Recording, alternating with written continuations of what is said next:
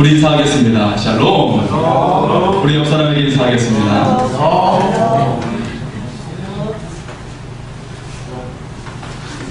네, 한 주간도 하나님의 은혜가 여러분과 함께 하심을 믿습니다. 제가 한 주간 하나님의 말씀을 묵상하면서 여러분과 함께 나누고자 하는 말씀이 있습니다. 고린도전서 10장 13절의 말씀입니다. 사람이 감당할 시험밖에는 당한 것이 없나니 오직 하나님은 믿고사 너희가 감당하지 못할 시험당함을 허락하지 아니하시고 시험당할 즈음에는 또한 피할 길을 내사 너희로 능히 감당하게 하시느니라. 아멘. 이 말씀이 어려움을 당하고 시험당하는 사람들에게 큰 위로가 될 수 있기를 소원합니다. 우리가 살아가면서 많은 어려움이 있지만 하나님께서는 우리가 감당할 수 있는 시험만을 허락하신다고 하십니다. 그리고 또한 피할 길과 또 능히 감당할 수 있는 힘을 주신다고 말씀하십니다. 하나님을 의지함으로 우리 삶 가운데 어려움이 있거나 시험이 왔을 때 하나님의 힘 주심으로 능히 감당할 수 있기를 소원합니다. 한 사과 장수가 있었는데 이제 트럭을 몰고 가고 있었어요. 가고 있는데 뒤에서 경찰차가 막 따라오는 거예요. 그래서 속도를 좀 더 냈습니다. 따돌리려고 했는데 결국 경찰차가 앞질러가지고 이 사과 장수의 트럭을 세웠어요. 경찰관이 다가오는 것입니다. 사과 장수는 두려웠어요. 근데 경찰관이 다가와서 하는 말이 거참 사과 사기 힘드네요. 왜 이렇게 속도를 내세요? 하면서 사과를 사갔다고 합니다. 하나님께서 우리에게 어려움과 시험 가운데 함께 하시지만 수많은 사람들 가운데 많은 문제로 인해 도망가는 그런 인생을 살아가는 사람들이 있어요.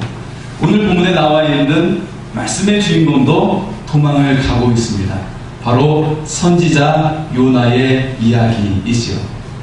하나님께서는 요나에게 사명을 주셨어요. 어떤 사명을 주셨습니까? 그에게 저 동방에 있는 니느웨라고 하는 큰 성읍이 있는데 그 니느웨가 범죄하였으니까 그래서 멸망이 임박했으니 너는 가서 회개의 말씀을 외치고 그들을 구원케 하라고 명령하셨던 것이죠. 그런데 요나가 하나님의 명령을 어떻게 했을까요? 그 명령을 따르지 않았어요. 아니 그 이방인들까지 내가 왜 구원의 메시지를 전해야 하나? 그런 생각 속에 동방에 있는 니느웨가 아니라 서쪽 끝에 있는 다시스를 향해 도망가기 시작했습니다. 오늘날의 스페인의 남부 해안 도시이죠. 세상의 땅끝이라고 그 당시에 생각했던 곳이었어요. 그렇게 도망을 가고 있는데 어떻게 됐습니까? 요나가 타고 있던 배에 큰 풍랑이 일어나서 죽을 지경이 되어 있는 상태가 되었어요. 그래서 사람들이 물건을 다 버리고 살고자 노력했지만 살 수만이 없게 되었어요. 결국 요나는 이 상황 속에 지금 이 상황은 나 때문에 그렇습니다. 내가 하나님의 명령을 거역해서 도망가다가 지금 이 위기가 오게 되었으니 나를 물에 던지십시오. 그랬어요. 사람들은 결국 살 수만이 없게 된 이 상황 속에 요나를 물에 던지고 말았습니다. 요나는 깊은 속 바닷속에 빠지게 되었죠. 하지만 그 가운데서도 하나님께서는 물고기를 예비하셔서 큰 물고기를 통해 그를 구하게 하셨습니다. 여러분, 이 요나의 이야기는 사실은 우리들의 이야기입니다. 우리도 여러가지 삶의 문제로 인해서 여러가지 일로 말미암아 도망가는 인생을 살고 있다는 것을 알 수가 있어요. 사람들은 세상에 여러가지 문제로 인해서 삶의 문제로 인해서 도망가는 그런 삶을 살고 있습니다. 지난 목요일날에는 수능 시험이 있었죠. 우리나라 최고의 시험, 수능 시험이 있었어요. 그런데 수능 시험을 치르다가 그만 마음의 큰 부담감으로 인해서 실신한 사람들이 발생했어요. 학생이 8명이 실신해서 실려가고 그리고 감독관이 또 3명이 실신해가지고 실려갔어요. 얼마나 그 시험이 두려웠으면 우리는 가능한 이 시험을 피하고자 하는 것이죠. 그리고 많은 사람들이 직장인으로 말미암아 너무나도 스트레스를 많이 받고 피하고자 합니다. 떠나고자 하는 사람들이 있어요. 막상 직장을 떠나면 또 다른 직장을 구하기가 힘들다는 것을 그 현실을 마주하게 되는 것이죠. 그리고 요즘에 젊은 사람들은 결혼에 대한 부담감을 갖지 않으려고 합니다. 그래서 결혼하지 않고 지내려고 하는 많은 사람들이 있어요. 그런데 결혼을 했음에도 불구하고 자녀를 두는 것을, 자녀를 키우는 그런 부담감을 또 갖지 않으려는, 그것을 피하려고 하는. 그래서 결혼 5년 차의 신혼부부를 조사했더니 35%에 해당하는 사람이 자녀를 두지 않았어요. 결혼한 지 5년이 되었음에도 불구하고 35%, 10가정 중에 서너 가정이 자녀를 두지 않고 있어요. 그 가운데 맞벌이 하는 가정은 42%가 자녀를 두지 않고 있어요. 10가정 중에 4-5가정이 자녀를 두고 있지 않는다는 거예요. 이처럼 삶의 문제를 피해서 도망가려고 하는 사람들이 있어요. 뿐만 아니라 가정으로부터 도망가는 사람들이 있죠. 그래서 부모로서의 그런 책임을 다하지 않는 사람도 있고요. 그리고 배우자에 대해서 책임을 다하지 않고 내 권리만을 주장하고, 그렇지 않죠. 그리스도인의 가치관은 예수께서 나를 위해 죽으셨던 것처럼 나를 죽이고 상대를 사랑하는 것이 바로 그리스도의 사랑인 줄 믿습니다. 그런데 많은 사람들이 그 사랑의 자리에서 사랑의 감정만 중요시하지 그 책임을 다하지 않으려는 그런 사람들이 발생하고 있어요. 부모로서의 책임을 다하지 않고 떠나는 사람들, 가장으로서 책임을 다하지 않고 있는 사람들, 심지어는 나이 드신 부모님에 대해서 책임을 다하지 않는 그런 자녀들도 있다는 것을 볼 수가 있습니다. 그리고 하나님으로부터 도망가는 사람들이 있어요. 하나님께서 주신 사명으로부터 도망가는 사람들이 있어요. 그것이 힘들다고 부담스럽다고 도망가는 사람들이 있어요. 근데 최고의 악한 아주 치명적인 상황은 바로 하나님으로부터 떠난 인생들이라는 것입니다. 저는 이전에 있던 교회에서 저희가 역에서 가까운 교회였기 때문에 노숙자들이 가끔 방문을 하는데, 그 한 노숙자와 1시간 정도 이야기를 나누고 그를 위해 기도한 적이 있었습니다. 그는 사실은 명문대를 나왔고 한 기업의 부장이었어요. 잘 나가는 사람이었어요. 회계에 능숙했던 사람이었어요. 숫자 관리가 굉장히 빠른 사람이었는데, 그는 회사 일에 충성을 다하면서 접대하고 회식 자리를 열심히 하다가 알코올 중독자가 되었습니다. 자기를 통제할 수가 없는 것입니다. 그는 회사를 충성하면서 가정을 버렸고 결국 알코올 중독자가 되어서 회사에게도 버림받는 존재가 되고 결국 노숙하는 신세가 되었어요. 똑똑한 사람이었고 잘 나가던 사람이었고 그런 사람이었어요. 근데 사실은 가정이 그를 버리고 회사가 그를 버렸던 것이 아니라 그가 가정을 버렸고 그가 절제하지 못함으로 회사를 버린 상태였다라는 것입니다.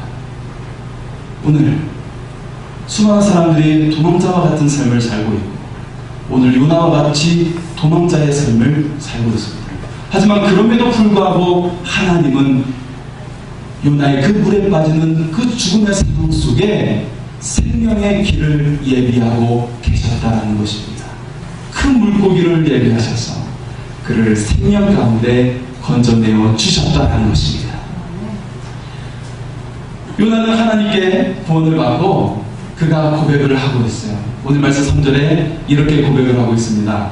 주께서 나를 깊은 속 바닷 가운데 던지셨으므로 큰 물이 나를 들렀고 주의 파도와 큰 물결이 다 내 위에 넘쳐나이다. 요나는 지금 인생의 밑바닥에 내려가 있습니다. 죽음의 상황 속에 놓여 있는 것이죠. 가장 큰 밑바닥 속에 내가 놓였을 때에 그 상황을 고백하고 있어요. 그리고 5절에 물이 나를 영혼까지 둘러싸우며 기품이 나를 에워싸고 바닷물이 내 머리를 감싸나이다. 물이 나를 둘러싸고 있어요. 우리 삶의 문제가 둘러싸고 있어요. 나를 공격하는 원수들이 둘러싸고 있어요. 나가기만 하면 사람들이 나를 공격해와요. 그리고 6절입니다. 내가 산의 뿌리까지 내려갔사오며 이제는 너무 그 깊은 곳에 있어서 어둠 가운데 놓여 있습니다. 희망의 빛이 보이지 않습니다. 캄캄합니다. 앞이 보이지 않아요. 어떻게 살아갈 길이 막막해서 나아갈 수가 없습니다. 그의 그 절망적인 순간 가운데 놓였을 때 그에게는 생명의 빗줄기가 놓이기 시작했어요. 바로 하나님의 구원의 손길이 그에게 임했다는 것입니다. 요나는 이제 자신을 구원하신 하나님께 감사의 기도를 드리고 있습니다. 먼저 요나는 생명을 건져주신 하나님께 감사하고 있어요. 6절의 말씀입니다. 내 생명을 구덩이에서 건져주신 그 하나님께 요나는 감사하고 믿는 것입니다.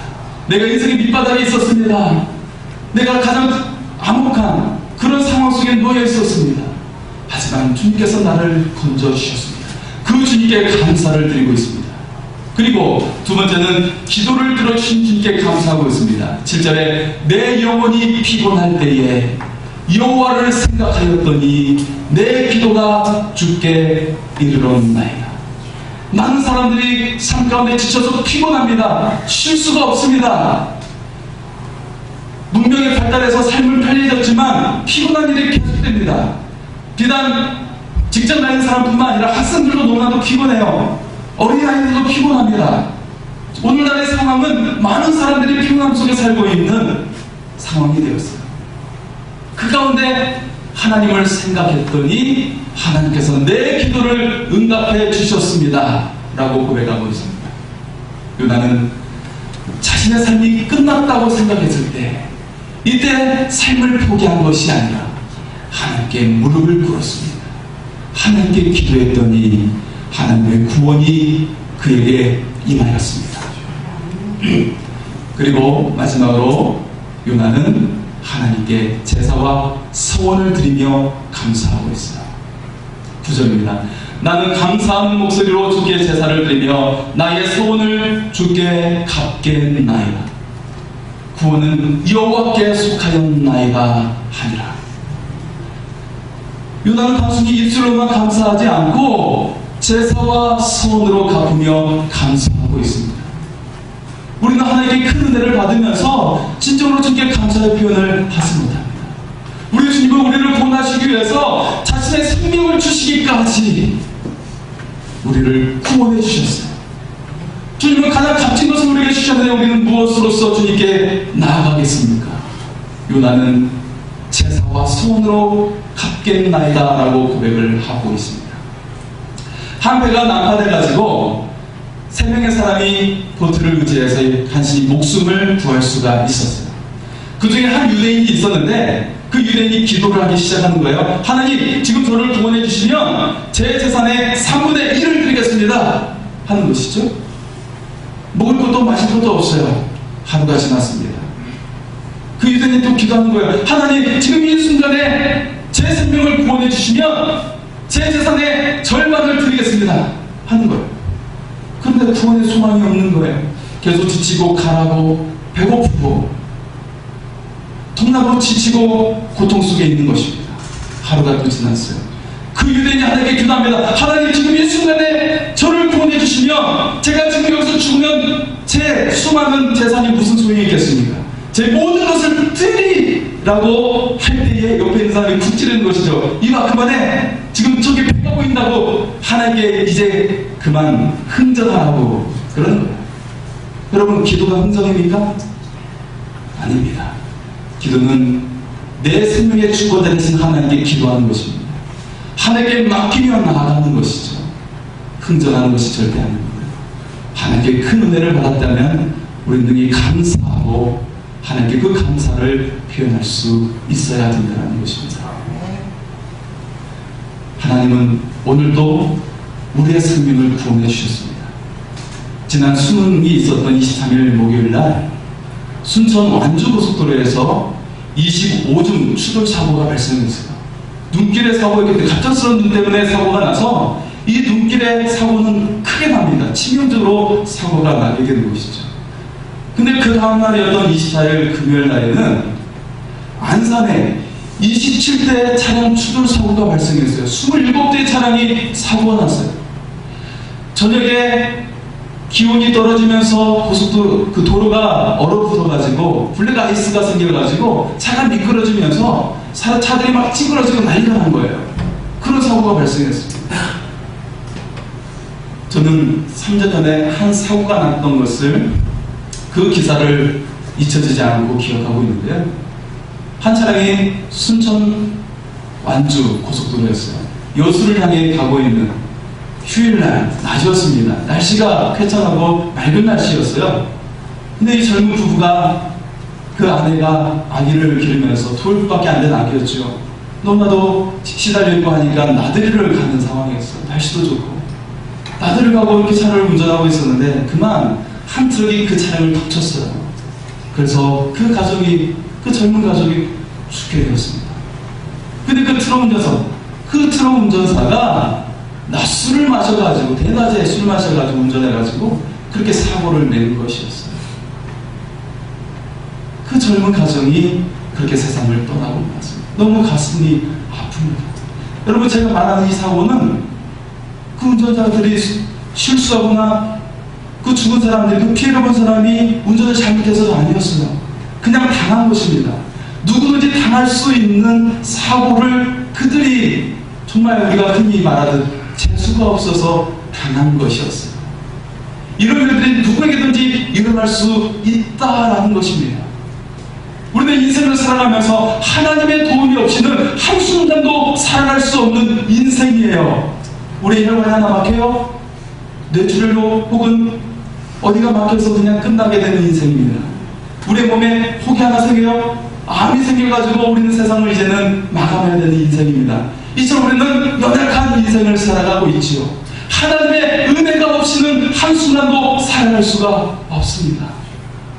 우리는 내게 생명을 주신 하나님, 오늘도 내 삶을 지켜주시고 보호하시는 하나님께 매일매일 순간순간마다 감사할 수 있기를 소원합니다. 이 세계 지도자들 가운데 가장 오랜 수감 생활을 했던 사람이 있습니다. 27년 동안 수감 생활을 했던 사람, 바로 남아프리카의 넬슨 만델라입니다. 그가 젊은 나이에 감옥에 들어가기 시작했고 이제는 70세가 넘어서 감옥에서 나오게 되었어요. 많은 사람들이 생각했습니다. 몇 년은 감옥에 들어가서도 거기에서 고초를 당하고 하기 때문에 병들어 있고 불구자가 될 거라고 생각을 했어요. 근데 노년의 나이에 나오는 이 만델라는 아주 씩씩하고 건강한 모습으로 나오는 것이었어요. 사람들은 놀랐습니다. 한 기자가 인터뷰했어요. 아니, 어떻게 그 건강을 유지할 수 있었습니까? 보통 사람들은 5년만 감옥에 있어도 병들고 때때로 불구자가 되기도 합니다. 만델라는 이렇게 고백을 하고 있습니다. 저는 매일같이 하늘을 보고 감사했습니다. 이 하늘을 보게 하신 주여 감사합니다. 그리고 땅을 보고 감사했습니다. 이 시멘트 맨바닥에 있다가 또 땅을 보게 하시니 감사합니다. 그리고 물을 마시며 감사했어요. 제게 가라지 않도록 공급하시니 감사합니다. 음식을 먹으면서 감사했어요. 제가 음식을 먹을 수 있도록 건강 주시니 감사합니다. 그리고 노동을 할 때도 감사했습니다. 제게 힘을 주셔서 감사합니다. 그렇게 감사했더니 하나님께서는 제게 건강을 주셨고 제 생명을 보호해 주셨습니다. 그리고 만델라는 감옥에서 나오고 아프리카의 최초의 흑인 대통령이 되었고 그리고 노벨 평화상을 받게 되었습니다. 여러분, 감사하면 건강해질 수 있습니다. 감사는 하나님의 은혜를 받는 비결이 되는 것입니다. 감사는 행복의 비결이 되는 것입니다. 감사는 더 큰 은혜와 축복을 받게 되는 비결이 되는 것입니다. 감사는 인생을 승리로 이끄는 비결이 되는 것이고 고난이 있다가도 우리의 인생을 역전시키는 비결이 되는 것입니다. 고난을 능히 감당하고 이 모든 상황을 새롭게 할 수 있는 비결은 바로 감사하는 것입니다. 여러분, 삶이 때때로 힘들고 지치고 고난을 할지라도 우리가 지금 내게 생명 주신 하나님, 나로 하여금 호흡할 수 있게 하신 하나님, 나로 하여금 지금 걸을 수 있도록 두 다리를 주신 하나님, 그 하나님을 인하여 감사할 수 있기를 소원합니다. 오늘도 감사함으로 여러분의 삶이 더욱더 행복하고 복되고 하나님의 은혜가 함께하는 인생이 될 수 있기를 축원합니다. 기도하시겠습니다.